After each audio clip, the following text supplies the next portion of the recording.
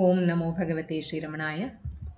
Prostrations to Ramana, shining as a self in all beings. Merry Christmas to all of us. Let us all celebrate the coming of another form of Bhagavan on this earth. We will start this satsang with a prayer by Srimati Sapna Ganesh, followed by Mukta Katrayam by Sri Nandakumar Sir.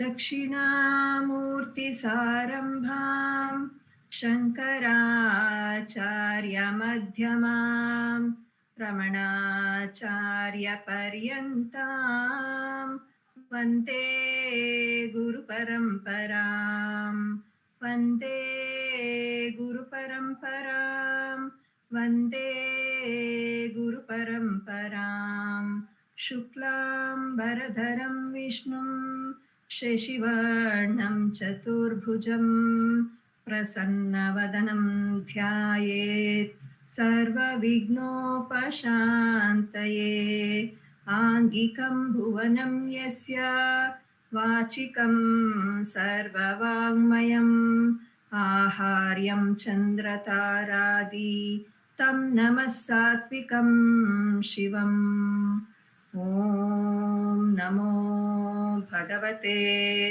श्रीरमणाय. Namo Ramana to everyone.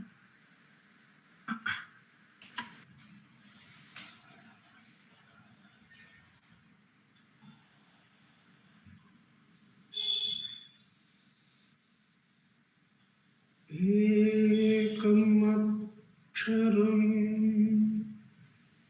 हृदि निरन्तरम् भासते स्वयम् लिख्यते कथम्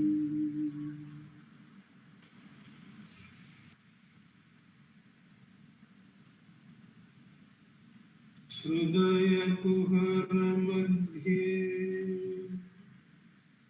केवलं ब्रह्ममात्रम् ह्यहम् इति साक्षात् आत्मरूपेण भाति. हृदि विषमनसा स्वं चिन्वतामज्जता अवनचलनरोधा आत्मनिष्ठो भवत्वम्.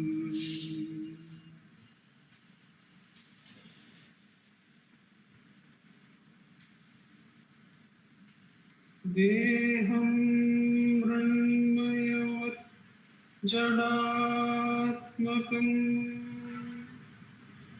अहं बुद्धिर्न तस्यास्त्यतो नाहं तत्तभावशुद्धिसमये सिद्धात्मसद्भावतः.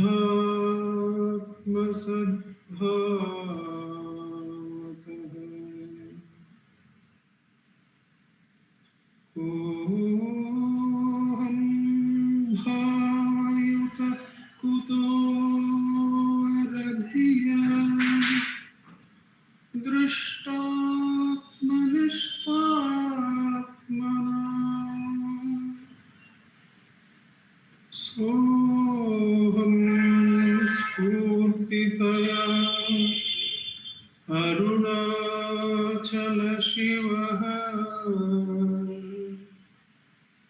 पूर्णो विभाति स्वयम्.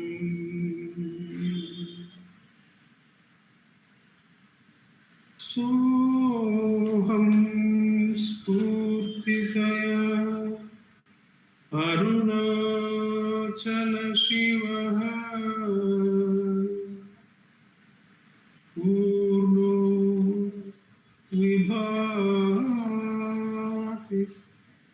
स्वयं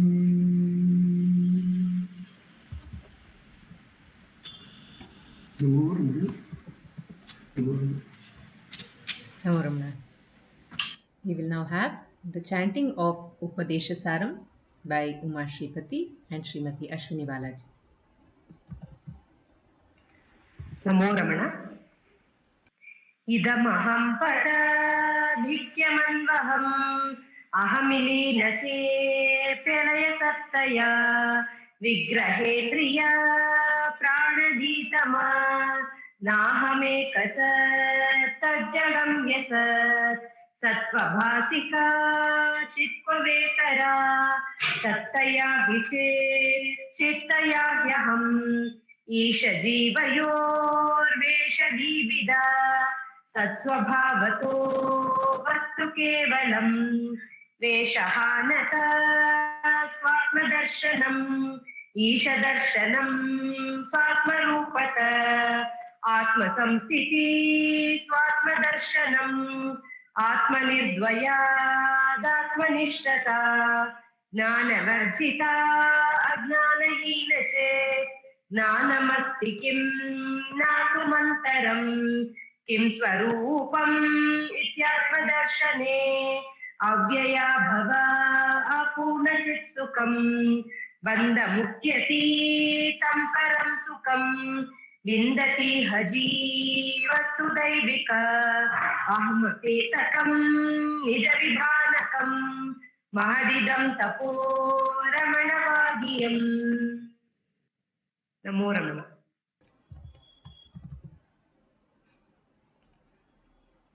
Namo Ramana. We will now have 3 songs from Ramananjali Sangeetam. The first one will be by Srimati V. Radha, accompanied by Vallabh Srinivasan. And the second one is by Savitri Krishnan and Jai Shri Ram Krishnan. And the third one is by Revathi Shankar.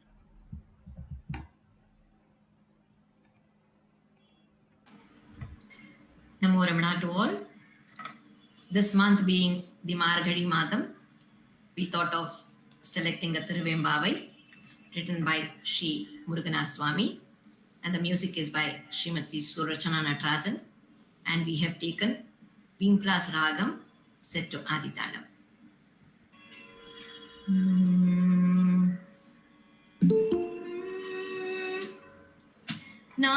நாமநீரிட்டதொரு நல்ல ஹழி மற்றமொரு நாமநீர் வானுகத்து நற்றுணையிற் கோத்தாற் போல் நாமநீரிட்டதொரு நல்ல ஹழி மற்றமொரு நாமநீர் வானுகத்து நற்றுணையிற் கோத்தாற் போல் ஏமமோரா காரிருளோமை பரதாமமானின் ஸ்வரூபம் சந்நிதிக்கே சேர்த்த அருளாமதனை அன்றிணைய பாதல் வியபாதல் மாமதுர வேகடவ மாட்டே நான் மண்ணுயிர்க்கு ஏமமோரா காளிருளோமை ஏக பரதாமமானின் ஸ்வரூபம் சந்நிதிக்கே சேர்த்த அருளாமதனை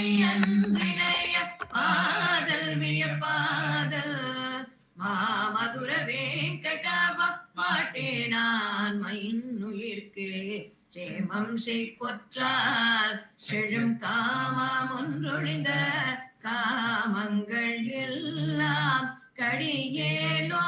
கடியேலோரெம்பாவாய் சேமம் செய்கொற்றால் செழும் காமம் ஒன்றொழிந்த காமங்கள் எல்லாம் கடியேலோரெம்பாவாய் நீ சாச சரி நீத நித சனித பப்ப சனி நீ சாச சரி நீத நித சனித பப்பா மகம மகம பப்ப ம பனி நி பனி சரி கரி கரி சரி சனி சனி த ப ம பனி த ப ம க க க சகம ப ம க ம நி ப ம கரி ச மா க ம பனி த நி த ப த ப ம ப ம க ம க மா மதுர வேங்கடவ மாட்டே நான் மண்ணுயிர்க்கு சேமம் செய்பொற்றான் செழும் காமம் ஒன்றொழிந்த காமங்கள் எல்லாம்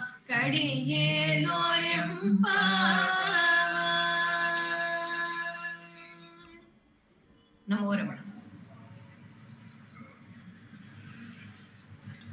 भूमिनाथ की पावन नगरी तिरुचोली में जन्म हुआ, तिरुचोली में जन्म हुआ। भूमिनाथ की पावन नगरी तिरुचोली में जन्म हुआ, तिरुचोली में जन्म हुआ। पिता सुंदरम माता अड़क को शिवजी का ये मिलाद हुआ। पिता सुंदरम माता अड़क को शिवजी का ये मिलाद हुआ। भूमिनाथ की पावन नगरी तिरुचोली में जन्म हुआ, तिरुचोली में जन्म हुआ। जग जंजाल से मुझे छुड़ाया, दे दिया अवस्था आनंद की। जग जंजाल से मुझे छुड़ाया, दे दिया अवस्था आनंद की। अरुणाचल रूप धारण करके प्रकट हुई माया शिव की, प्रकट हुई माया शिव की। भूमिनाथ की पावन नगरी तिरुचोली में जन्म हुआ, तिरुचोली में जन्म हुआ। शिव शक्ति शिव तत्व जगाने धरती पे मुझको लाया। शिव शक्ति शिव तत्व जगाने धरती पे मुझको लाया। जय अरुणाचल जय शिव शंकर, अरुणाचलम शिव की छाया, अरुणाचलम शिव की छाया। जय अरुणाचल जय शिव शंकर, जय अरुणाचल जय शिव शंकर, जय अरुणाचल जय शिव शंकर, जय अरुणाचल जय शिव शंकर, जय अरुणाचल जय शिव शंकर। ओम नमो भगवते Shri रमणाय। Om Namo Bhagavate Sri Ramanaya. We are meditating on the Ramana Suprabhatam. We are on the 15th verse of Ramana Suprabhatam.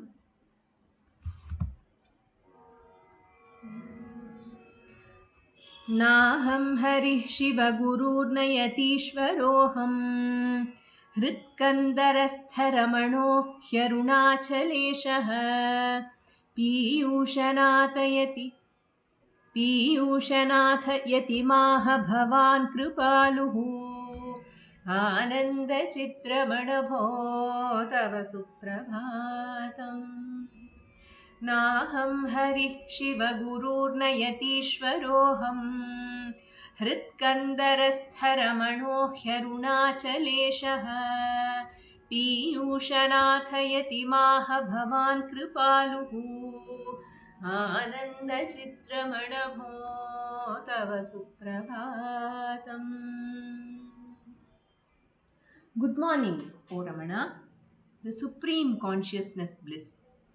In compassion, you told Amrutanathayati, I am not Hari, Vishnu, or Shiva Guru, Subramanya, or Shiva. I am Ramana of Arunachala, the Supreme Self, the indweller of all hearts, namely Arunachaleshwara. In the cave of the heart lotus of all beings, beginning with Hari, Arunachala Ramana, the Supreme Self, blissfully shines as pure consciousness. I present to you a song written by R.N. Jayagopal, music by L. Krishnan. This is an all-time favorite to all of us.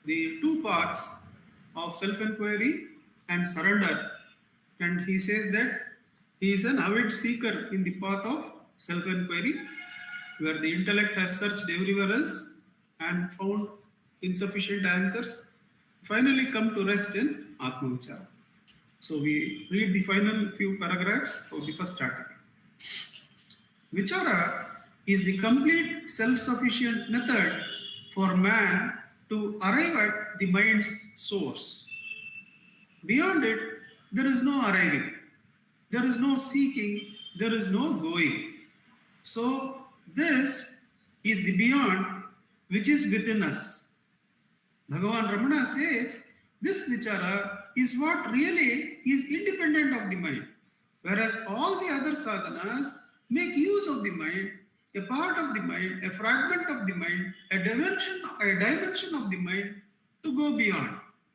This vichara marga is the only one that does not make use of the mind as an instrument.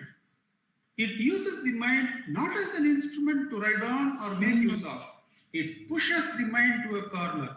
When it cannot go beyond, when the mind cannot go beyond, the realization is reached. So the beyond is where the mind can't step ahead. This beyond is within us and self-inquiry takes us there. So the beyond is where the mind can't step ahead. Well, all sadhanas therefore, according to him, according to Bhagavan, end up in vichara. This vichara is the unique and at the same time simple method available to every man, because he has a mind, he has a beyond. He need not go outside him at all. Even the guru who prompts him is with him. Therefore, this vichara marga, which helps to extend the frontiers of the mind to the beyond, is the only way available to us. Modern thinking is that it is improper to start with the body and go to the mind and the individual. It is here that vichara has its use, for it is likely to make man more harmonious, more adjusted, more tranquil, and less capable of falling ill. To vichara marga, Bhagavan Ramana tags on surrender, for it is the truly inquiring mind that is also the surrendering mind. Where the mind is aware of the beyond, the immensity of the beyond, the unfathomability of the beyond, the mind will cease to throw up pranks, anxieties, tensions, and struggles. So the vichara marga automatically makes one surrendered, says the professor. This ceasing to struggle is to surrender. Bhagavan Ramana says, if we don't believe that there is a beyond which is all powerful, then let God alone. Then let God alone. Know yourself. This could be sufficient means. He also gives us an alternative. For those of us who believe in God, who are very devout, have a faith which is deep within, God could be our savior. But if we do not have this firm faith, vichara is the alternative.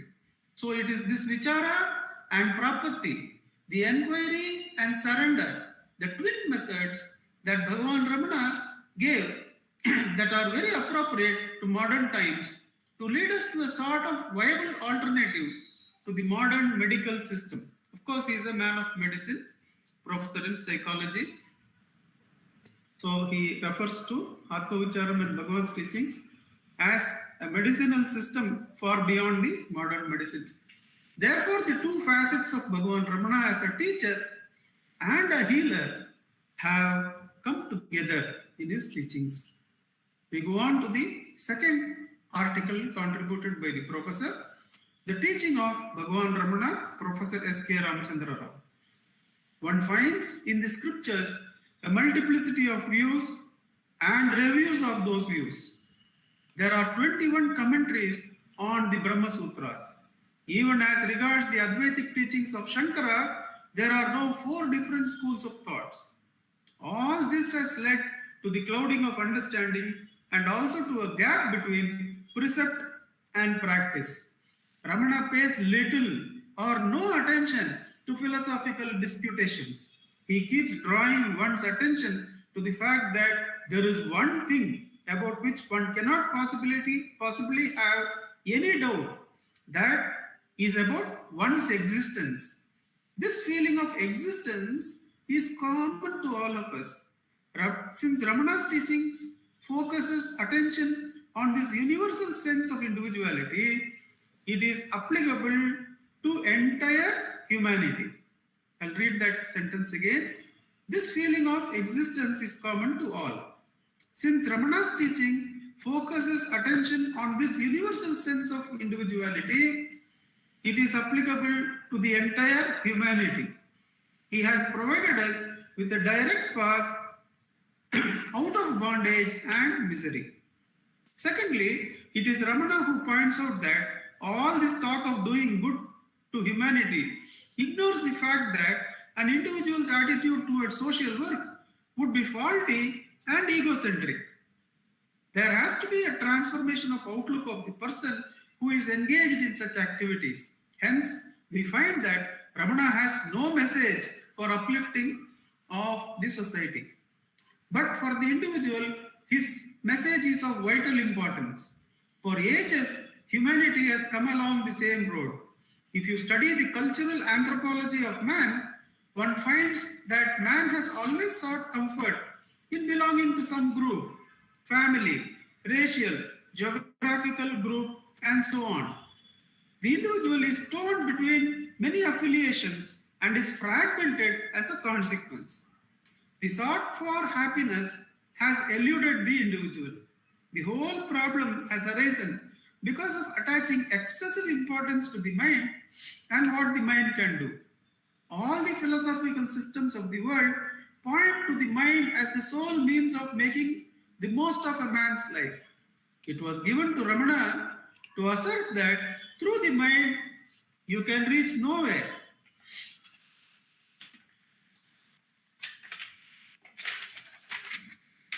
The usual suggestions to keep the mind in check, to keep the mind suspended, inactive, are futile. For any method confined to the framework of the mind cannot lead one to freedom and happiness. What is needed is the dissolution of the mind in its source. This is yet another reason why the teaching of Ramana appears most relevant for man today. The first point that he said why it is most relevant for man today, in this is the universality of the root existence, which is the root of Bhagavan's teachings. He addresses the feeling of I exist. Therefore, his teachings are applicable to everyone. Then, it is the dissolution of the mind and not control of the mind that Bhagavan is teaching, says the author. Thirdly, Ramana's teachings has also a special meaning in the context of research, which is afoot about the inner domain of man. In the modern psychological and neuropsychological research, greater emphasis is being given to studies on consciousness and modes of consciousness identified as the core of the individual. Ramana has a complete system of thought regarding this I. So this is some development that is taking place in the last 2 decades. Before the last 2 decades, psychology, neurology, all were hesitating to take up consciousness as a field of study itself. It was considered as mumbo jumbo and mystical. But now a lot of research is going into the study of consciousness, and obviously Bhagavan is going to be the master who is going to contribute, whose teachings are going to contribute a lot to this field of research and healing, says the author, who himself is a psychologist. What is the essence of Ramana's teachings? Be silent, summa iru. What did he mean by it? He meant that one should be still and not be on the move constantly. What you have to do, you will do. What you have to do, you will do. What has to happen, will happen. Instead of filling one's mind with thoughts which are at cross purposes, one should look for the core of the mind. Bhagavan Ramana has given us the key, as it were, for achieving this. When you follow the method chalked out by Ramana, if you inquire who am I, you are quickly linked to the center of the mind. What is sought in this quest is not an intellectual statement of what one is. It is to use the mind to annul itself, just as the burning of camphor would dissolve the camphor in the process. I'll read that sentence again. It is, Atmavichara is, it is to use the mind to annul itself, just as the burning of camphor would dissolve the camphor in the process. An awareness of the nature of the mind dawns through this quest. The beauty is, when we do self-inquiry, since the thoughts are seen and dropped, the nature of the mind is automatically understood. An awareness of the nature of the mind dawns through this quest. It would be seen that the I knits the entire mass of thoughts together. Otherwise, thoughts would run amok. They would be helter-skelter and disjointed. From this, the fundamental point which Ramana makes is that the I is the only valid point of inquiry. Since the I is the one knitting and bringing together everything, I is the only point of inquiry to be made. All thoughts are to be related back to the center. Who is the thinker? Who is the doubter? Who is this doubter? To be related to the one instead of the miscellany is the breakthrough which Ramana has provided. So the beauty that Professor has brought out is that instead of focusing on the objective thought, do this with this thought, do this with this thought, look at thoughts in this way, not that way, all that is gone. The simplicity is that one has to pay attention to the I thought and take it to the source. Who is the thinker? Who is this doubter? To be related to the one instead of the miscellany is the breakthrough which Ramana has provided. You start from what you cannot miss. Do not let the thoughts wander about. Bring them back to this one point. Such steadfast inquiry would result in the dissolution of the mind into consciousness. I'll read that small part again, which the professor has so beautifully brought out about self-inquiry. An awareness of the nature of the mind dawns through this quest. It would be seen that the I knits the entire mass of thoughts together. Otherwise, thoughts would run amok, they would be helter-skelter and disjointed. From this, the fundamental point which Ramana makes is that the I is the only valid point of inquiry. All thoughts are to be related back to the center. Who is the thinker? Who is this doubter? To be related to the one instead of the miscellany is the breakthrough which Ramana has provided. You start from what you cannot miss. Do not let the thoughts wander about. Bring them back to this one point. Such steadfast inquiry would result in the dissolution of the mind into consciousness. Let us look at some of the verses of Ramana's Upadesha Saram. Verse 17 deals with the inquiry, and the phrase used, Margana, Margane Krite Naiva Manasam, is the Margana, deserves special mention, for it is not generally used in spiritual literature. Marga is a straight path in which all detours are avoided. You deal with the thought as it arises and inquire for whom has this thought arisen. The thought itself vanishes on such an inquiry. Every thought has an outward tendency. If you counter a thought by another thought, you are bound to move outward. We are so worried about objects of our thoughts, their utility and value. But through Ramana's straight method, the thought itself disappears. A true miracle happens. Consciousness, rid of illusory superimpositions, shines forth. The last paragraph is worth rereading. Let us look at some of the verses of Ramana's Upadesha Saram. Verse 17 deals with the inquiry, and the phrase used, Margana, deserves special mention, for it is not generally used in spiritual literature. Marga is a straight path in which all detours are avoided. You deal with the thought as it arises and inquire for whom has this thought arisen. The thought itself vanishes on such an inquiry. Every thought has an outward tendency. If you counter a thought with another thought, you are bound to move outward. We are so worried about the objects of our thoughts, their utility and value. But through Ramana's straight method, the thought itself disappears. A true miracle happens. Consciousness, rid of the illusory superimpositions, shines forth. Om Namo Bhagavate Shri Ramanaya. Namo Ramana.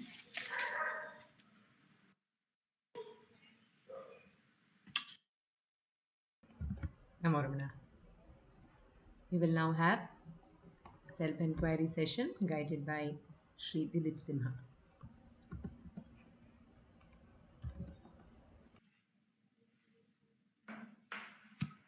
Namo Ramana.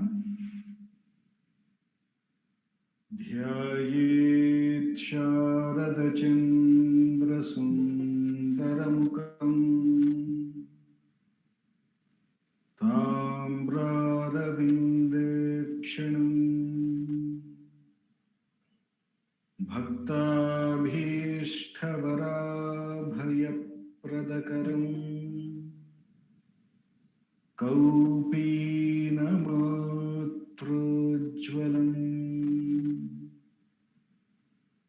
Svatmanandarasanubhuti vivasham Sarvanavadyangakam Shrimantam Shri Ramaneshwaram Guruvaram Yogasanadhyasitam Dhyayet Shri Ramaneshwaram Dhyayet Shri Ramaneshwaram Dhyayet Shri Ramaneshwaram Hridaya Kuhara Madhye Kevalam Brahmamatram Yahamaham Sakshat Atmarupena Bhati Hridi Vishamanasa Swam Chinvata Majjatava Pavana Chalanarodha Atmanishto Bhavatvam. We will commence the Atma Vichara by listening to Bhagavan's Upadeshan. I'll be reading his Upadeshan from Durvachaka Kovai from the chapter Investigation into the Truth, and the topic Blessed for the evening is Atma Vichara. Verse 384. The mind should continue its habit of perpetually moving outwards. The mind should discontinue its habit of perpetually moving outwards in an unlimited way, pointlessly inquiring, who are you and who is he? It should turn within, holding itself as the object of attention, and without interruption, zealously inquire, who am I? This alone will confer the ultimate benefit. I repeat, the mind should discontinue its habit of perpetually moving outwards in an unlimited way, pointlessly inquiring, who are you and who is he? It should turn within, holding itself as the object of attention, and without interruption, zealously inquire, who am I? This alone will confer the ultimate benefit. This is pretty much in line with what the professor had to say. When the mind puts its attention on itself rather than whatever is the object that it comes upon, like the camphor burning itself and disappearing, it disappears Therefore, the ultimate benefit, that is the pure consciousness, becomes available as the real Swarupa, the real I. So here, through this verse, Bhagavan is saying, instead of paying attention to objects, whatever it may be, gross or subtle, and moving outward and in an unlimited way, one should hold on, make the mind itself as the source of attention. And here, by mind, he says, as the professor brought it to our thing and read out by Nandakumarji, it is the I which is the connecting threads between all the various objects and thoughts that it was perceived. The I is the thinker, the doubter. So, by holding the attention on the I itself and by inquiring, who am I? There, with zealously, says Bhagavan, with diligently and continuously, nirantara, and by this, it gets absorbed. All this individuality, the thinker, the doubter, and the entire thought which is unreal, gets absorbed in that real sadvastu, that pure consciousness, and therefore the ultimate benefit will be achieved, says Bhagavan through this verse.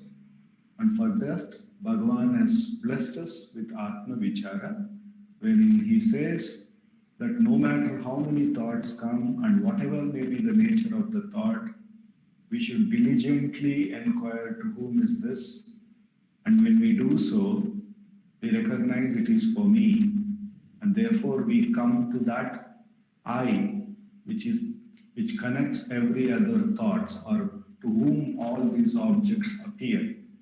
But from there, he asks us to inquire, who am I? What do we really refer to as I, or where from this I thought rises within me?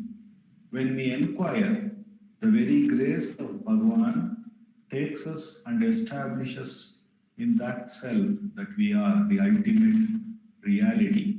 And by repeatedly practicing this, Bhagavan assures that the entire imaginative phenomena, including the I, will be absorbed in the self, which alone is, and the ultimate reality, the benefit would be bestowed. The immense grace of Bhagavan, with which alone we have come to this most direct path, let us do Atma Vichara for the next 10 minutes.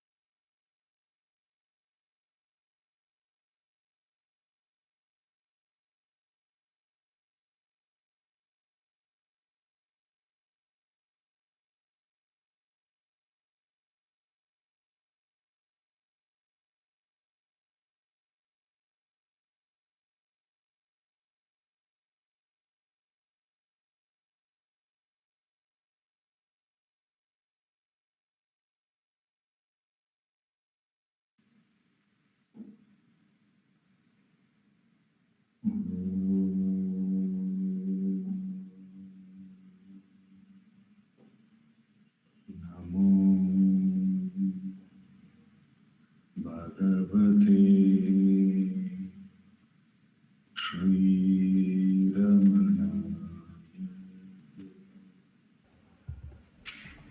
Namo Ramana. Thank you. Namo Ramana. We will now have sharing of Dakshinamurti Stotram by Sri Venkatesh Deshpande.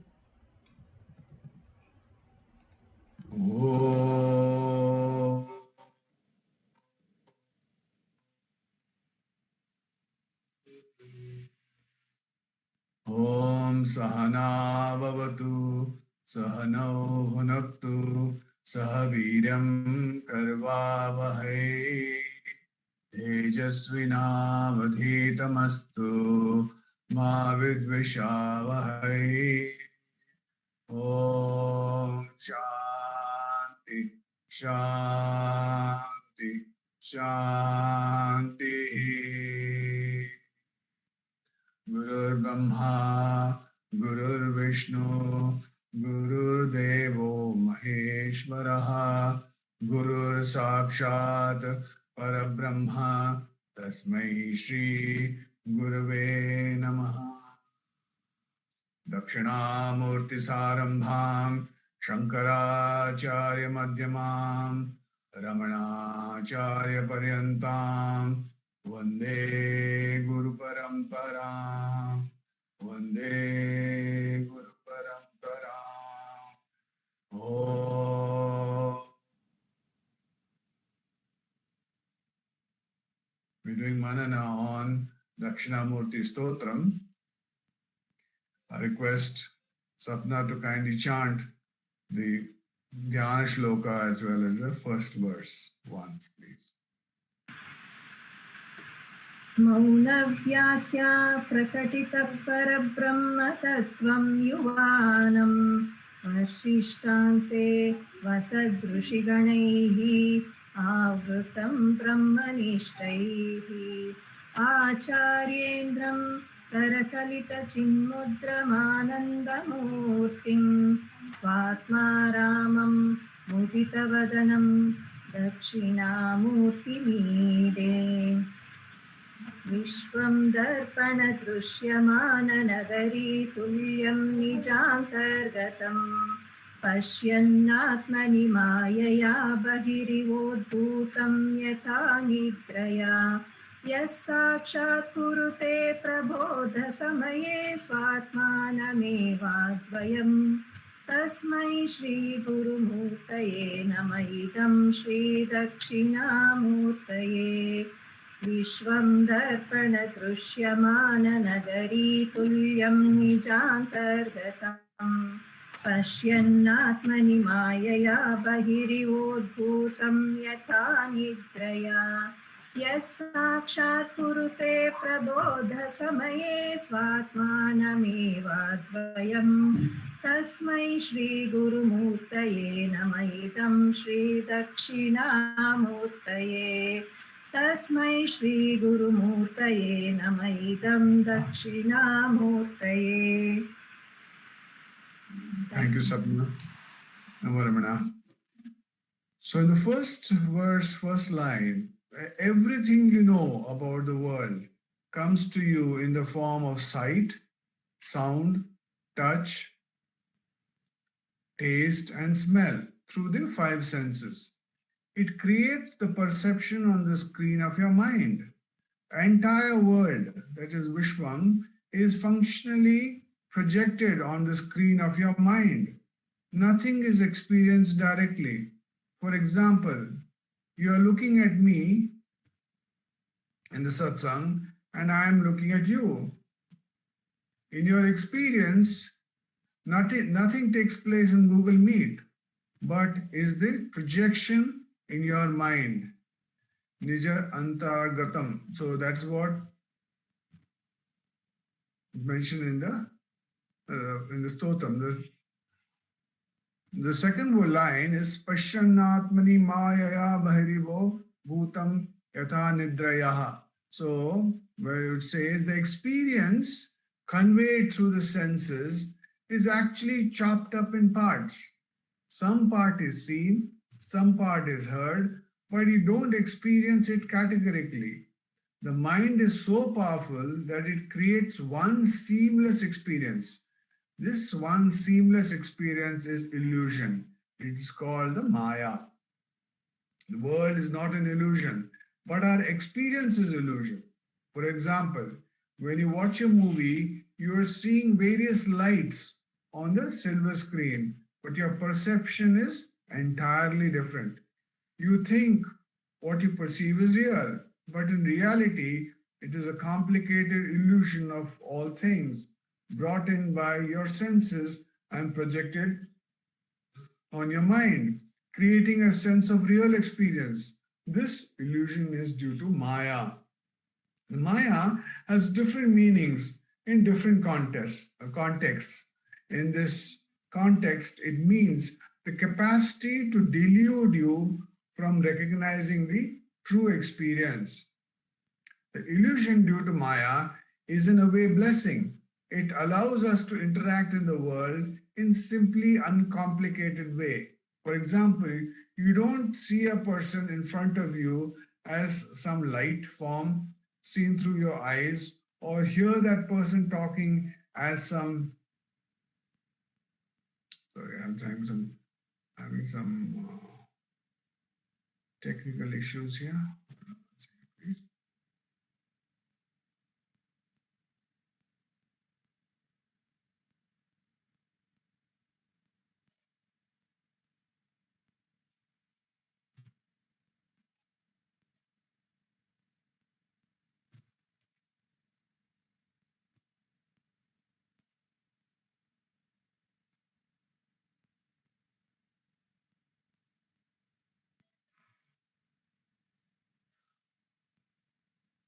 So he says this illusion is due to a Maya, is in a way a blessing. It allows us to interact in the world in simply uncomplicated way. For example, you don't see a person in front of you as some light form seen through your eyes, or hear that person talking some sound waves captured by your ears and projected on your mind. But you go through a seamless experience of seeing a person and hearing him in a meaningful way.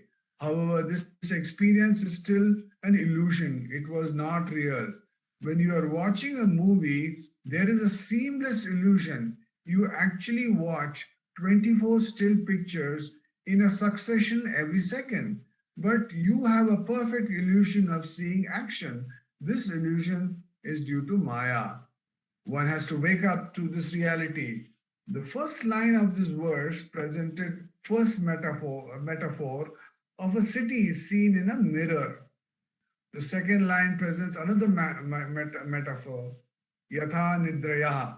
When you dream, your dream world seems external, but actually it only exists within your mind. This dream world seems as though it exists outside, but in reality it is seen within oneself. Everything that is experienced in dream exists within. Nija antargatam. So that's what Bhagavan is trying to tell us, that everything is actually within us. So we go to the third line. Everything that is, first we said, everything that is experienced in the world is an illusion, just as a city seen in a mirror. Things that take place outside are known to us only through our experience projected on our own mind. We really don't know what is actually happening outside. In other words, our experience is our own perception. It is our own image of the world. It is our own interpretation of our experience. You experience the dream. The second one is you experience the dream. It truly is inside the mind. But when you dream, you don't know that it is all inside your mind. The moment you wake up, you realize that the world that seemed external was actually in your own mind.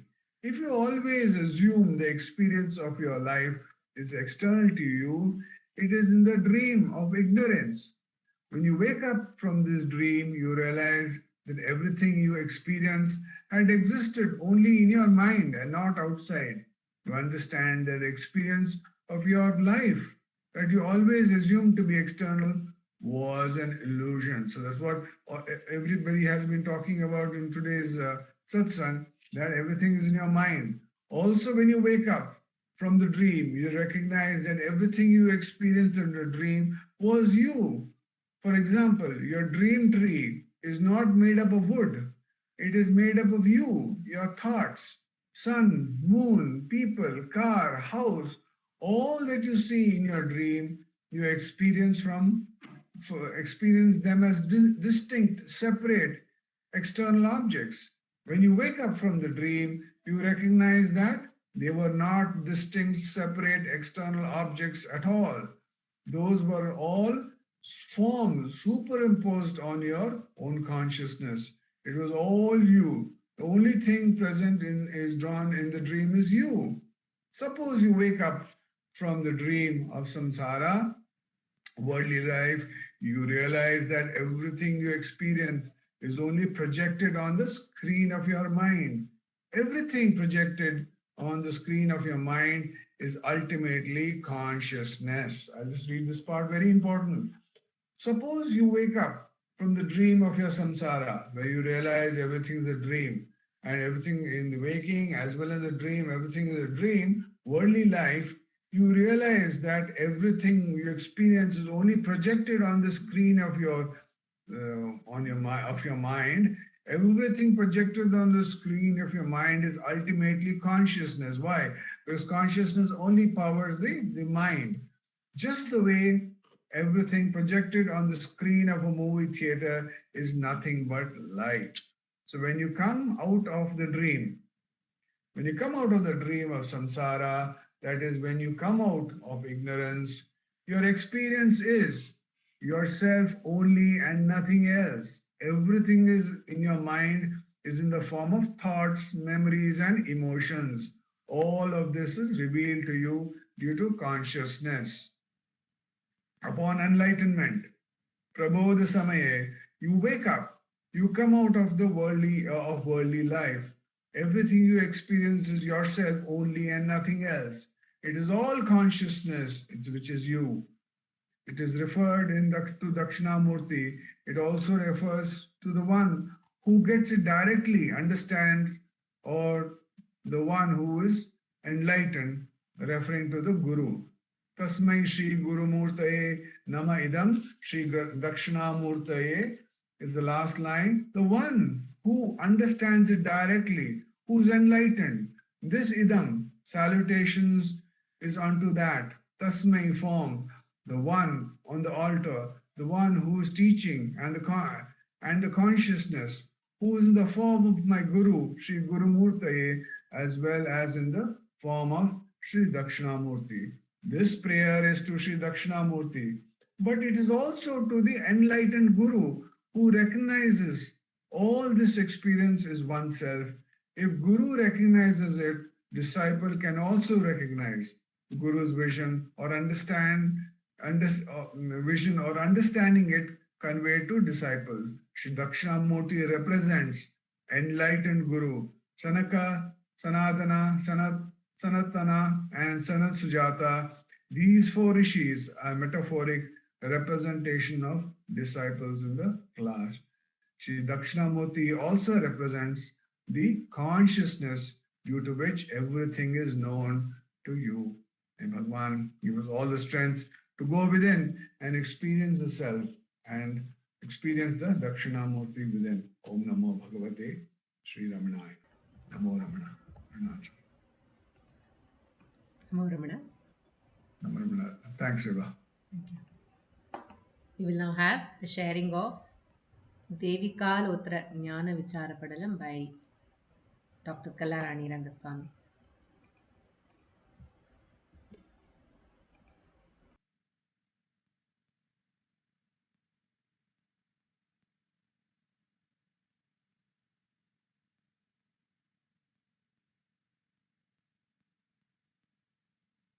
Om Namo Bhagavate Sri Ramanaya.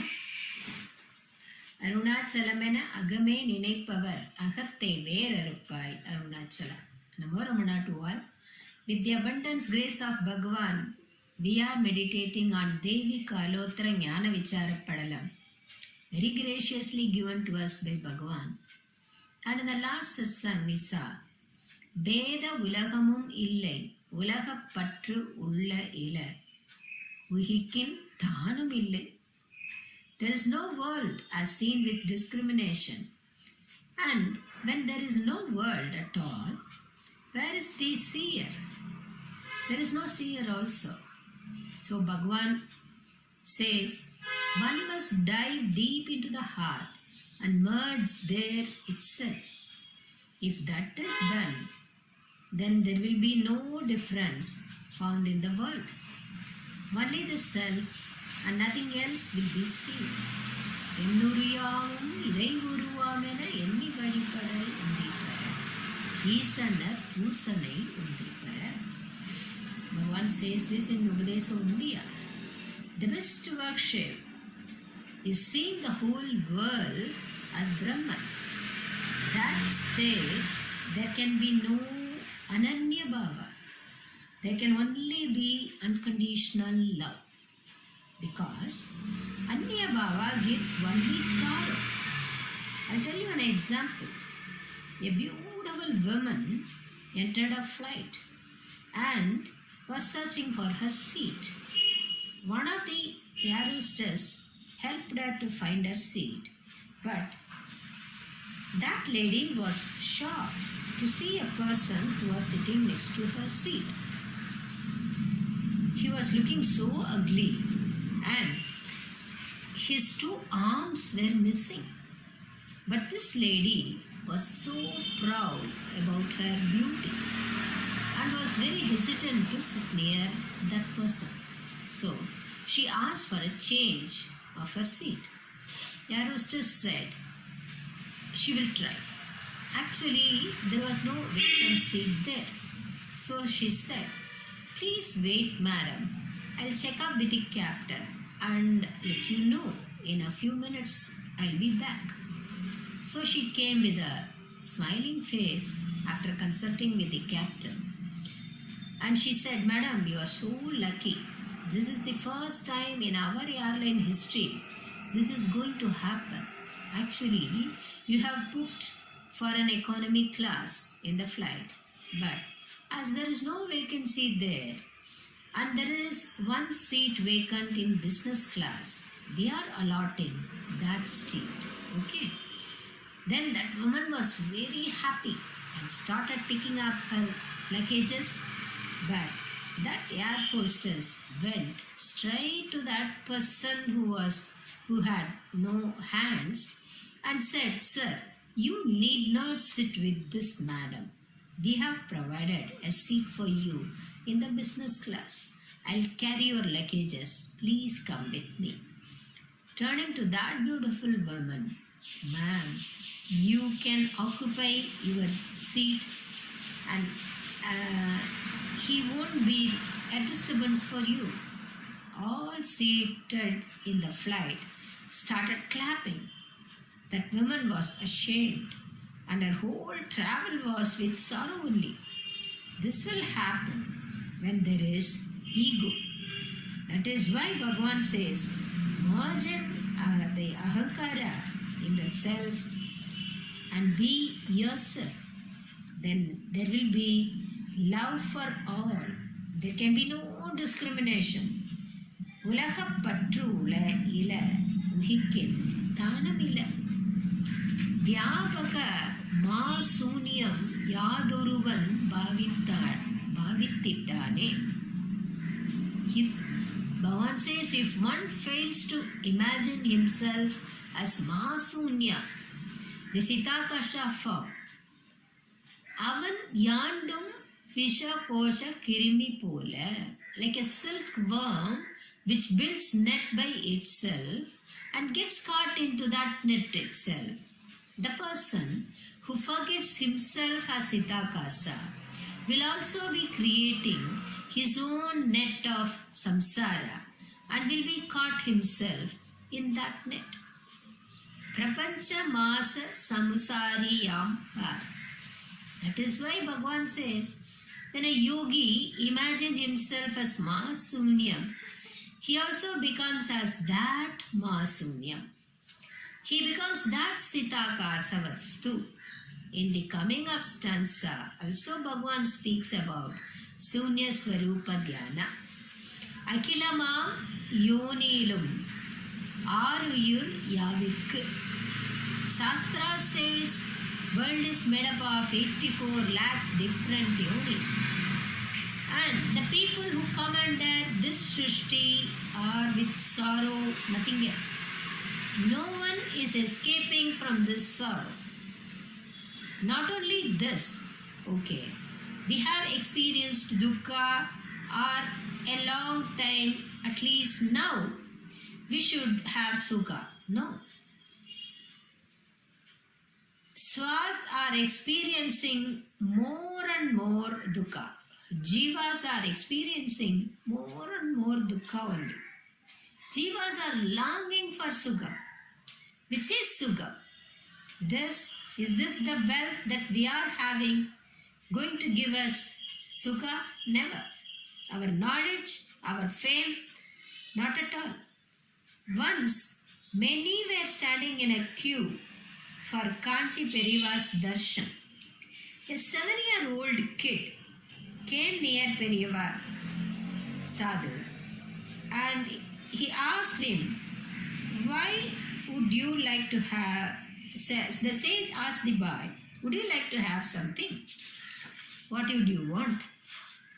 That small kid said, Periva, I don't want anything, but I have a doubt and I want to clear it with you. People say that they want to be happy, but in my family, they are crying always, and also they are not happy at all. But they have lot of treasure. No wonder. Why are they not happy? Please tell me. Periva was so happy to hear this question from this small 7-year-old boy. He said, all will be having this question in their mind. I was also looking for this question and was thinking that someone will ask me this. But see, this small boy has put this question on your behalf. And he started explaining the happiness is your true nature and you need not go anywhere to search for it. And one time a Vyasa walked for nearly 36 years and met his guru Maitreya and asked the same question, why people are not experiencing sukha. See, Duryodhana is having great wealth. He is a king, but he is not satisfied and he has opted for yuddha and has invited sorrow only by that. So all in the world wants sukham only, but where the problem arises is the place they search for sukham is not correct. They search sukha outside, but where it should be searched inside us. Dive deep into the heart, there you find divinity, says Vivekananda also. In this stanza also Bhagavan says, Aruyir yavirkum menmelum miga klesam purundum. All jivas are experiencing dukkha only because of doing, I am the doer. Because of thinking, I am the doer. A beautiful one, Parvati Devi, Parmeshwara says, please listen to me carefully. I'll tell you the way out, how to come out of this dukkha. Care. Agila klesamume ningudadarku ma sunyate lesam ara chindai iyatru. We will also see the explanation of this stanza in the next satsang. Om Namo Bhagavate Sri Ramanaya.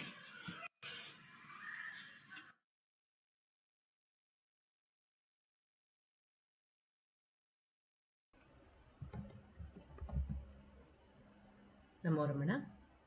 We will now have the sharing of Ramana Chatvarimshat verses by Sri Ujjwal Jagadish.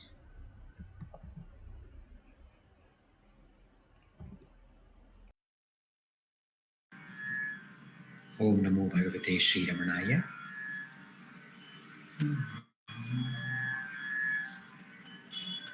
Yat Purvam Shruti Paradarshi Dishanor Dvaipayano Dhyaruhat. Yat Purvam Shruti Paradarshi Dishano Dvaipayano Dhyaruhat.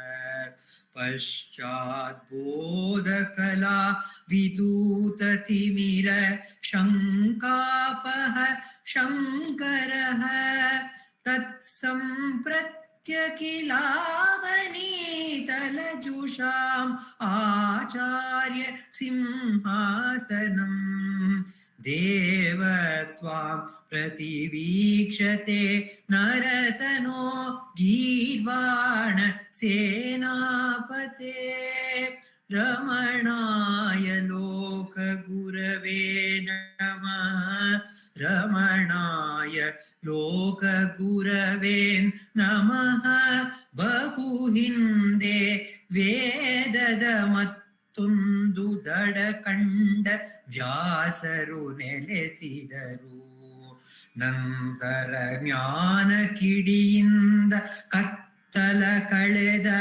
Shanka Haripa Shankararu Idiganunda Jagada Janaru Acharya Simhasanava Eraru Devaninnanu Nirikshisuti-haru Manujarupa Devasenapatiye Ramananige Loka Guruvige Namana Ramananige Loka Guruvige Namana. Ganapati Muni, in this 17th verse of Ramanachatvarimshat, sings of Bhagavan Ramana as if a prayer to Bhagavan Ramana. He says, long, long back, when the Vedas were distributed and was scattered, it was Veda Vyasa, who was the son of Parashara Maharshi and Mother Satyavati. To that couple, Vyasa was born, and he was named Krishna Dvaipayana. And he was the one who segregated and collected, compiled these Vedas and segregated into the four Vedas so that people can understand it, understand the essence in their limited lifetime, and they can imbibe that essence and do the sadhana to attain the essence of the Vedas. And later, the same Acharya Simhasanam was adorned by Shankaracharya, who just by a small kala, just by a small fragment of his great illumination, great knowledge, he destroyed all the doubts of all the seekers, and he was shining on the Acharya Simhasana. O Ramana, O Deva Senapate, Girvana Senapate. Girvana is all the gods. Girvana Senapate, you are the commander-in-chief of all the gods. We are waiting for you. The Acharya Simhasanam is waiting for you to come and abide on it. The world which is filled with sorrow, which is filled with misery, who are seeking for the true peace, who are seeking for the eternal bliss. They are seeking for that happiness which is unalloyed, which is not mixed with any fear, which is not mixed with any sorrow. They're all seeking you to come and abide on that Acharya Simhasanam and guide us. As if Ramana, who is the Girvana Senapate, heard this even before Ganapati Muni wrote this. He is the one who Keladali Kumun Kedil Pugalai Kedishayadaru Arunachala. Ramana writes of Arunachala that he is the one who gives without unasked. He gives before asking. So before even Ganapati Muni wrote this verse, Ramana came down to the earth in the human form in this very auspicious month of Margali, in this very auspicious month of December, on 30th December 1879. And look at the wonder. Vyasa was born to Parashara Maharshi, and Ramana also was born in the auspicious lineage of Parashara Maharshi. Ganapati Muni himself in Ramana Gita 18th chapter, he sings Vara Parashara Gotra Samudbhavam Vasumati Surasanga Yashaskaram Vara Parashara Gotra Samudbhavam. Ramana was born in that lineage of Parashara Maharshi. Parashara Maharshi, who has written shlokas, who has got the vision of the shlokas on Agni Tattva, and has noted down them in the Rig Veda that we find. And Vyasa, who took all these shlokas and who segregated to all these Vedas, who saw the big picture of the Vedas and could segregate and have the Mahavakyas embedded in each of these Vedas. The great Vyasa was again born as Ramana, we can see. And Ramana was born in this auspicious month, which is the Christmas week. The same Acharya Simhasanam, the Guru comes in various forms. One of the Satsangis were sharing with me that the Guru Tattva is one. There's only one Guru Tattva which appears in different forms and different names to different seekers and guides them. And that very same Guru Tattva appeared in this month. We are celebrating that as the coming of the Jesus Christ, who was the pathfinder.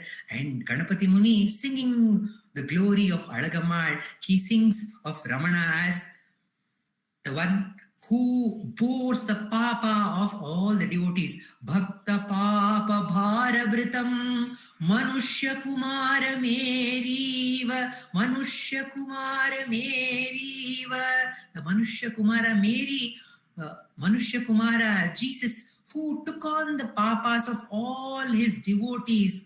He was born to Mary. And O Alagammal, you have given birth to Ramana, who has all these qualities and much more. He has come to reveal the truth. He has come to remove all the doubts. He has come to stop all the kuvadas, unwanted discussions, and to show us the truth which is ever available.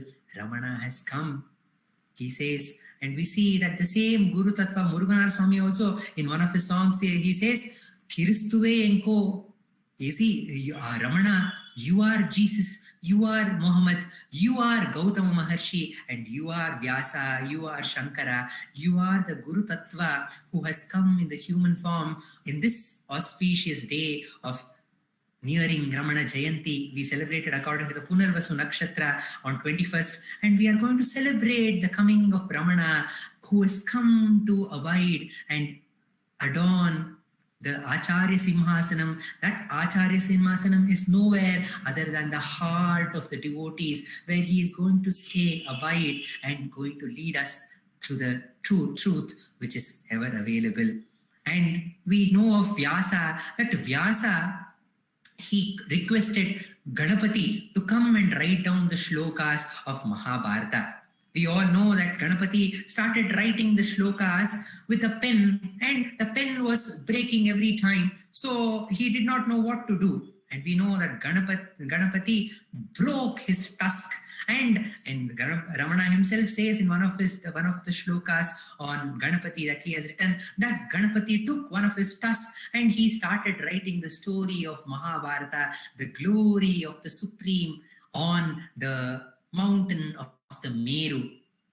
Ganapati Muni also, who is the Ganapati Avatara Swarupa, he, just like how Mahabharata has the Bhagavad Gita, Ganapati Muni has also compiled and heard the Upadesha from Ramana and noted down, and the crux, the heart of the Mahabharata, which Ganapati Muni has noted, is the Ramana Gita.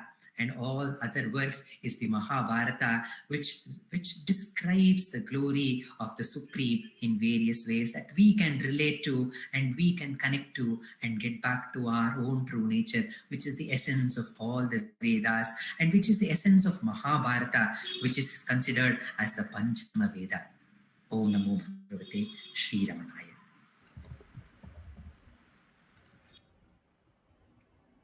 Namo Ramana. We will now have the sharing of the verses of Sri Ramana Ashtottara by Dr. Sharda.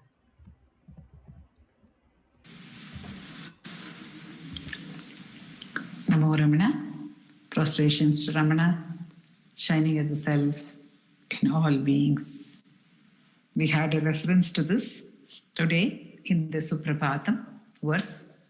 We also had a reference in the reading of Sri Nandakumarji, where Professor S.K. Ramchandra Rao says that since Bhagavan points out to the self and the self alone, it is universal. It is universally available. And to point out the universally available, we needed someone as simple as Bhagavan, because the mind, as Venkatesh Deshpande was saying, is very complicated. Look at the picture, word picture it is seeing. It is creating and seeing. So, for it to become absolutely simple, Bhagavan became manifest as that manifestation of the self, just absolutely just simple. Muruganar Swami says, even the loincloth is too much, is much more than what Bhagavan would want to adorn himself with. Mihai, he says. So such simplicity is Bhagavan, and we are meditating on the 108 names of Bhagavan to remind us of the glory of that simplicity which is the self. That truth which Bhagavan embodies comes back to us when we meditate on his qualities. The actual essential quality of Bhagavan is his self-abidance. All the time abiding in the self. And we are on that 17th Nama. And today we had Ujjwal Jagadish meditating on the 17th verse of Ramanacentre, calling to Bhagavan to become the Vishwacharya, the world teacher, telling Bhagavan the throne of the world teacher awaits you, O Ramana. That throne awaits you. And in order to occupy that throne, Bhagavan played the Leela of enlightenment in Madurai, in the Dwadashanta Mahasthala. He went to that Madurai for his education. Dwadasha Anta Mahasthala. It is said to be that great, that holy place, which is the zenith, the peak, the last point of the 12 chakras, the 12 chakras of energy, the 12 stations of energy, the 12 centers of energy, the mystic centers of energy in the body, that centers through which one must pass. Of these, the 6 Shat chakra are famous. Recently, I was just listening, happened to hear a very famous Tamil film song sung by the character Avvayar. It says, Param ni appa, Jnana param ni appa, to Lord Subramanya. And it says, Ar Kamala Vadivane. It says, you who are the form of the 6 lotuses. Because when we look at the legend or the story, the Purana of the Skanda, the birth of Skanda, we find that Shiva opens his third eye and sparks fly from it, and those sparks are carried by Agni, the god of fire, because they are sparks. They are carried by Agni, and they are then carried by the river Ganga, and then there are 6 lotuses which sprout, in which these sparks turn into 6 little babies, and finally those 6 are united into one by the Mahashakti, by Parvati Devi, when she comes to see these 6 babies who are being brought up by the Kritika Kadnikas. So we have the names of Subramanya, we have his name is Gangeya, we have his name is Kartikeya. So we have all these names of Subramanya, and he is identified. He is not only the Shakti, the fire emanating from Shiva, the Jnana fire emanating from Shiva, because the third eye of Shiva is the eye of knowledge. That fire emanating from Shiva's eye of knowledge is Subramanya, and we found in the first few namas of the Ashtotra, Ganapati Muni hails him as Subramanya. Here, of course, he is, in the verse we heard in Ramanacentre, he is hailing him as a world teacher. A world teacher, and he says his predecessors are Vyasa and Shankara. Ujjwal Jagdish pointed out that Vyasa is in the lineage, he is directly the son of Parashara, in whose lineage Bhagavan Ramana has been born. And then the next one quoted is Shankara, Adi Shankara. Adi Shankara was born in the nakshatra of Punarvasu, the nakshatra of Bhagavan Ramana, which was celebrated on the 21st of December this year as the Ramana Jayanti.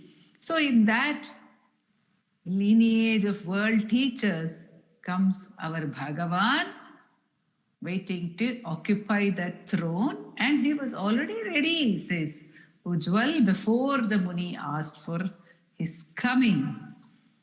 The reason why the Muni says adorn the throne is because he says make it evident to the whole world. By your grace, let the world become completely aware of your position as the Loka Mahaguru. And to be manifest as the world teacher, Bhagavan practiced, in a flash he practiced that very path which he reveals to us, the path of self-inquiry in the Dwadashanta Mahasthala Madurai.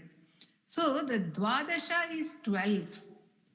And if we look at Subramanya, we find that he was the 6 babies put together in one embrace by Mother Goddess Parvati.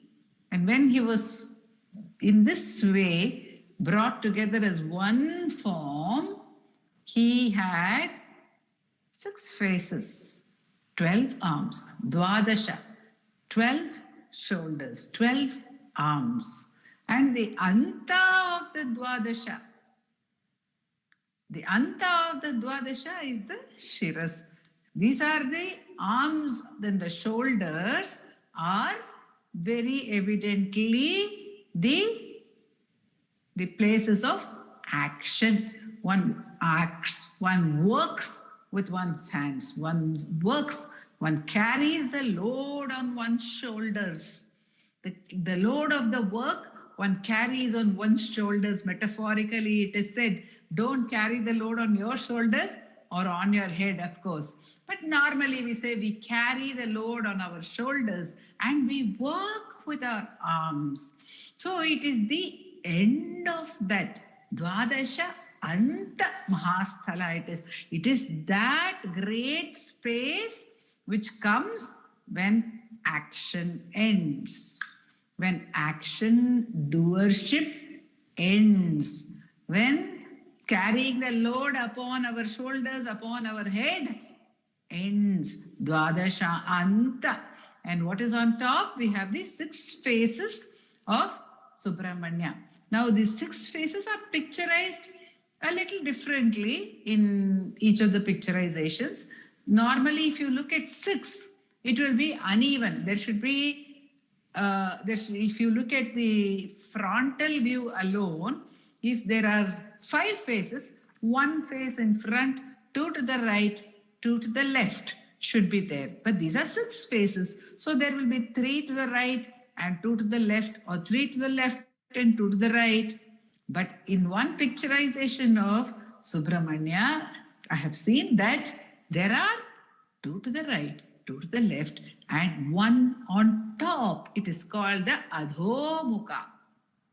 There is 1 face which is upturned, which is on top. There are 5 faces which are visible, and 1/6 face which is turned upwards. So these signify the 5 subtle, the senses, the 5 senses which come at the end. That is, the mind comes. It is the mind after the action, the 12 bhujas, the 12 arms of Subramanya's action. On top of that, at the anta of that, we have the 5 phases, and at the anta of that, we have the Adhomukha, the one which is the ethereal phase, the one which is beyond the 5 senses as well, that which is beyond the mind, beyond the sense organs, beyond the physical action, beyond the mental action is there. That is the Dvadashanta Mahasthala. And what happens in that place? Mahashakti Nipata happens on Bhagavan. The huge power descends. What did Parvati Devi do when she embraced the little one, the 6 little ones into one Shakti? She not only made them into one Shakti, she gave to him the javelin, which is the veil, and the veil is called Shakti. The veil is called Shakti. She gave him Shakti, Mahashakti she gave him. And Sadhu Om Swami says in one very beautiful poem of his, song of his, he says, Chit Shakti Ramanesha Devame Devam, Chit Shakti Ramanesha Devame Devam, Ballarkaru Mayai Verai Parikkum, Vichara Perum Shakti Velendum Devam, Ballarkaru Mayai Verai Parikkum, Vichara Perum Shakti Velendum Devam. Ramana, he is that God who is the power of consciousness, Chit Shakti. He is the Chit Shakti. He himself is that Shakti. He himself is that power which descends on him. He himself is that power. Subramanya is himself that power. He is that power born to destroy the sense, the false sense, the illusion of separate identity. But though he himself is that very power, he wields the javelin which is given to him by the Divine Mother. The Divine Mother, who is the one who is said to have the veiling power, the power of Maya. She veils the truth. And so she has to give him that force which will pierce through this veil, which will cut asunder the veil. The mother has to permit it. And that is the Mahashakti Nipata. That is the descent. The mother allows the descent of the great power. She gives that great Shakti to the child and says, yes, now you go ahead and with this power you destroy the illusion. Karumaya Veraiparikkum. There's a dark illusion, and then it has its root. It is rooted. How deep we do not know is the root of this illusion. We may think that we are dealing with one thought, two thoughts, 10 thoughts, 100 thoughts, 1,000 thoughts, but what about the root?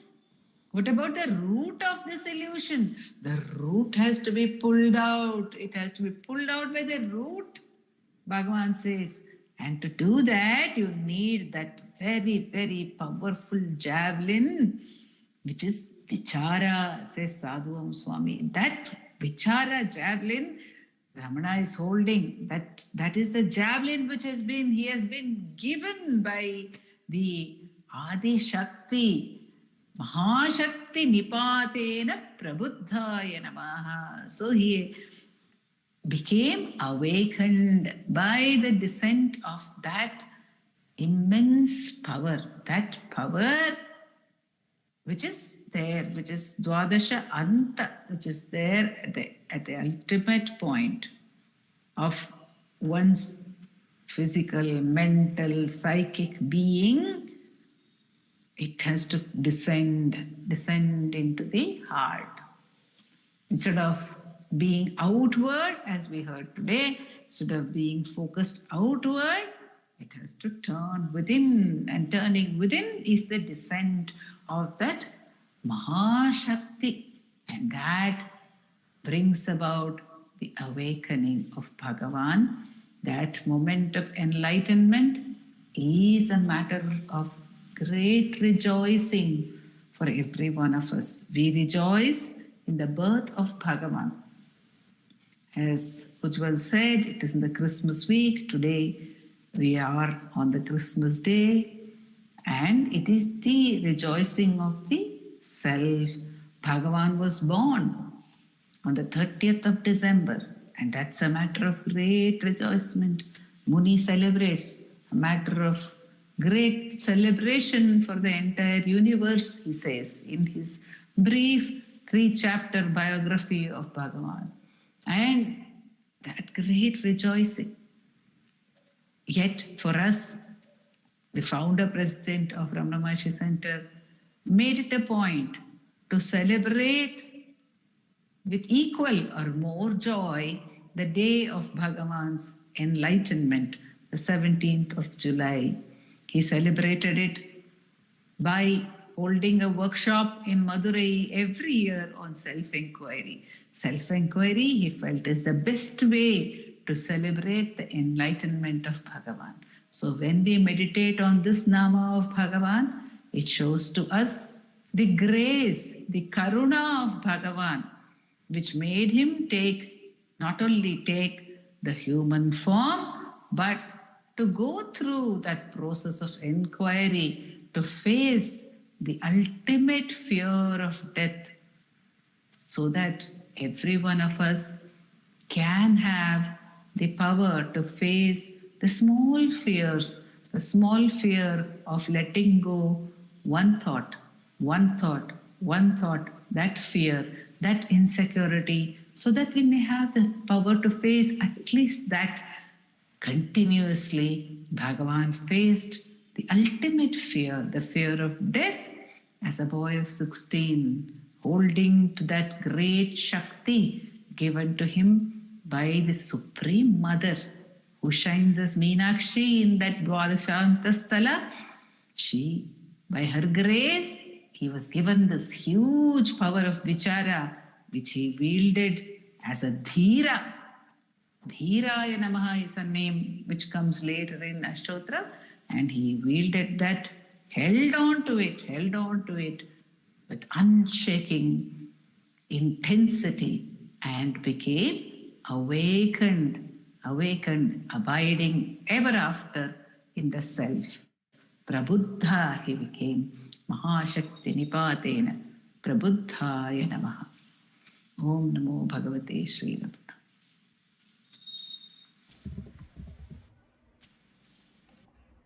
Namo Ramana. You will now have the chanting of Arunachala Aksharamanamale by Srimati V. Radha and Supraja.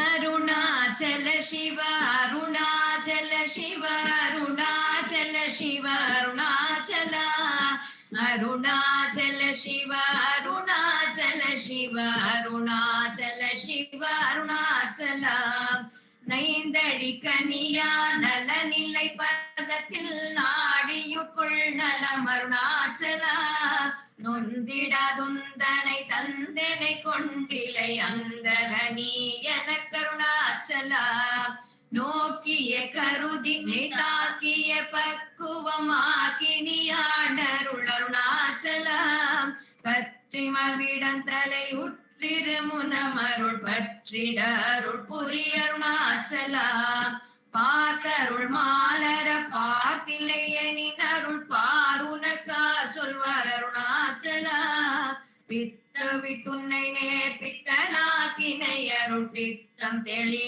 மருந்தருணாச்சலா வீதியில் உன்னை sir வீதியில் என்னை சேர் வீதி உந்தனக்கே அருணாச்சலா புல்லறிவே துரை நல்லறிவே துரை புல்லிடவே அருள் அருணாச்சலா பூமண மாமண பூரண மணம் கொள்ள பூரண மணம் அருள் அருணாச்சலா பெயர் நினைத்திடவே பிடித்திழுத்தனை உன் பெருமையார் அறிவார் அருணாச்சலா பேய்த்தனம் விட விடா பேயா பிடித்தென்னை பேயனாக்கினை என் அருணாச்சலா பைங்கொடியானான் பற்றின்றி வாடாமல் பற்று கொடாய்கா அருணாச்சலா அருணாச்சல சிவ அருணாச்சல சிவ அருணாச்சல சிவ அருணாச்சலா அருணாச்சல சிவ அருணாச்சல சிவ அருணாச்சல சிவ அருணாச்சலா அருணாச்சல சிவ அருணாச்சல சிவ அருணாச்சல சிவ அருணாச்சலா அருணாச்சல சிவ அருணாச்சல சிவ அருணாச்சல சிவ அருணாச்சலா அருணாச்சல சிவ அருணாச்சல சிவ அருணாச்சல சிவ அருணாச்சலா அருணாச்சல சிவ அருணாச்சலா அருணாச்சல சிவ அருணாச்சலா அருணாச்சலம் வாழி அன்பர்களும் வாழி அக்ஷரமணம் மாலை வாழி. நமோ Ramana. Namo Ramana. We'll conclude today's satsang with the Ashtottara Puja to Bhagavan. The Ashtottara Puja will be conducted at Sri Dilip Simha's Puja altar. The chanting will be by Revathi Shankar, Uma Shripati and Ashwini Balaji.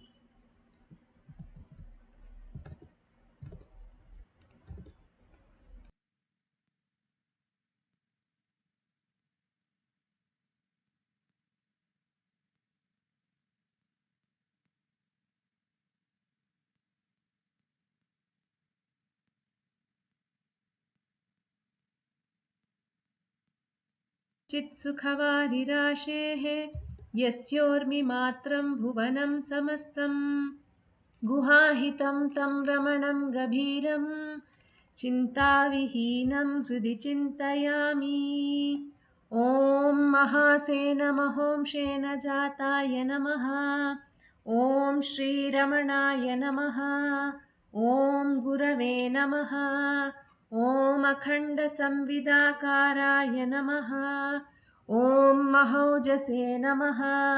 ॐ कारणोद्भवाय नमः. ॐ जगद्धितावताराय नमः. ॐ श्रीभूमिनाथस्थलोस्थिताय नमः. ॐ पराशरकुलोत्तंसाय नमः. ॐ सुन्दरार्यतपःफलाय नमः. ॐ कमनीयसुचारित्राय नमः. ॐ सहायाम्बा सहायवते नमः।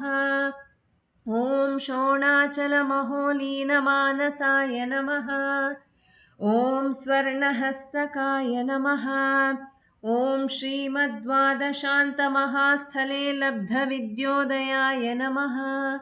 ॐ महाशक्तिनिपातेन प्रबुद्धाय नमः। ॐ परमार्थविदे नमः। ॐ तीव्राय नमः। ॐ पितृपदान्वेषिणे नमः। ॐ इन्दुमौलिना पितृमते नमः। ॐ पितुरादेशतः शोणशैलं प्राप्ताय नमः। ॐ तपोमयाय नमः। ॐ उदासीनाय नमः। ॐ महायोगिने नमः। ॐ महोत्साहाय नमः। ॐ कुशाग्रधिये नमः। ॐ शान्तसङ्कल्पसंरम्भाय नमः। ॐ सुसन्दृशे नमः। ॐ सवित्रे नमः। ॐ स्थिराय नमः। ॐ तपःक्षपितसर्वाङ्गाय नमः। ॐ पुल्लाम्बुजविलोचनाय नमः। ॐ चन्द्रिकासितहासश्रीमण्डिताननमण्डलाय नमः। ॐ चूतवाट्यां समासीनाय नमः। ॐ चूर्णिताखिलविभ्रमाय नमः। ॐ वेदवेदान्ततत्त्वज्ञाय नमः। ॐ चिन्मुद्रिणे नमः। ॐ त्रिगुणातिगाय नमः। ॐ विरूपाक्षगुहावासाय नमः। ॐ विराजदचलाकृतये नमः। ॐ उद्दीप्तनयनाय नमः। ॐ पूर्णाय नमः। ॐ रचिताचलताण्डवाय नमः। ॐ गम्भीराय नमः। ॐ परमाचार्याय नमः। ॐ सुप्रसन्नाय नमः। ॐ अभयप्रदाय नमः।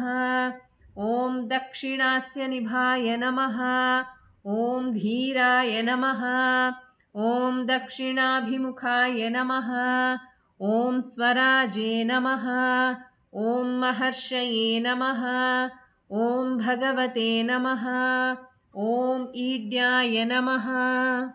ॐ भूमविद्याविशारदाय नमः। ॐ विमलाय नमः। ॐ दीर्घदर्शिने नमः।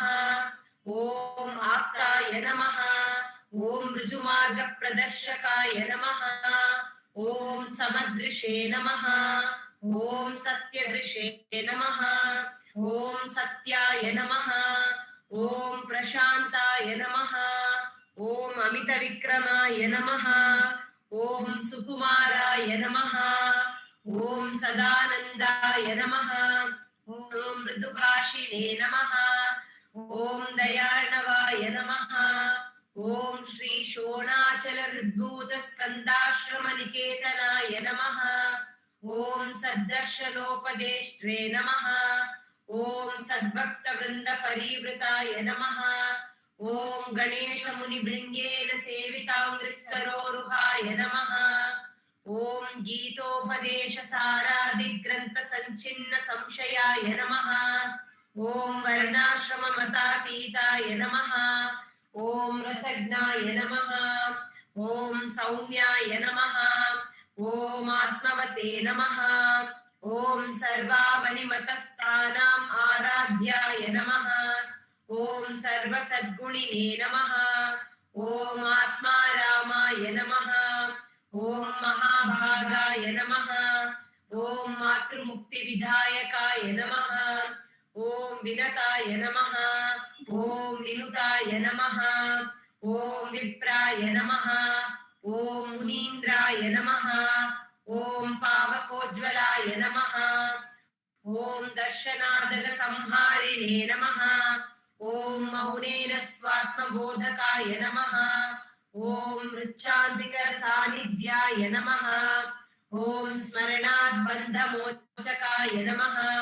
ॐ अन्तस्तिमिरचण्डांशवे नमः। ॐ संसारार्णवतारकाय नमः। ॐ शोणाद्रीशस्तुतिद्रष्टे नमः।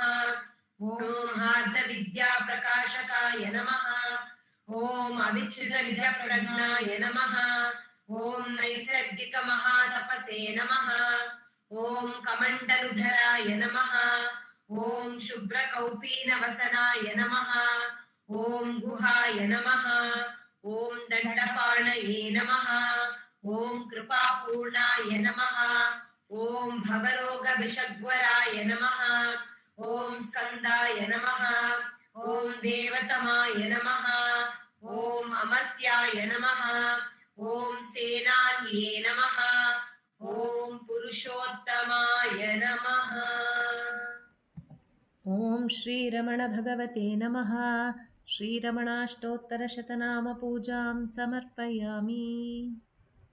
यः स्थाणोररुणाचलस्य पदयोः स्मृत्या जनिं प्राप्यत दिव्यानुग्रहसुप्रवाहविवशस्तादात्म्यभावं गतः हृन्निष्ठस्वगभीरनित्यतपसा लोकान् पुनास्येकराट् तस्मै श्रीरमणाय ते नम इदं लोकोत्तरज्योतिषे।